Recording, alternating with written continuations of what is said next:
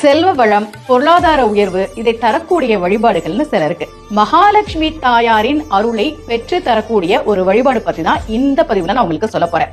சிவபெருமானுக்கு கண் விழிக்கிற ராத்திரி நம்ம எல்லாருக்கும் தெரியும், சிவராத்திரி. பெருமாளுக்கு கண் விழிக்கிற ராத்திரியும் எல்லாருக்கும் தெரியும், வைகுண்ட ஏகாதசி.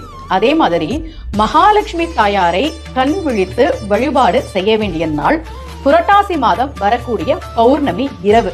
அந்த பௌர்ணமிக்கு சரத் பூர்ணிமான பேரு.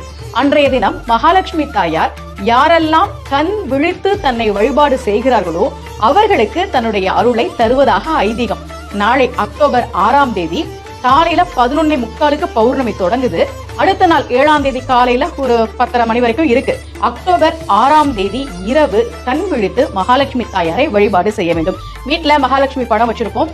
தீப தூபம் காட்டி நிவேதனம், இனிப்பு நிவேதனம் வைத்து மகாலட்சுமிக்குரிய ஸ்தோத்திரங்களை சொல்லி நாம் வழிபாடு செய்கிற போது, அதுல முக்கியமா கனகதாரா ஸ்தோத்திரம் சொல்லி நாம் வழிபாடு செய்கிற போது நிச்சயமாக நல்ல ஒரு பொருளாதார உயர்வு இருக்கும் என்பது நம்பிக்கை.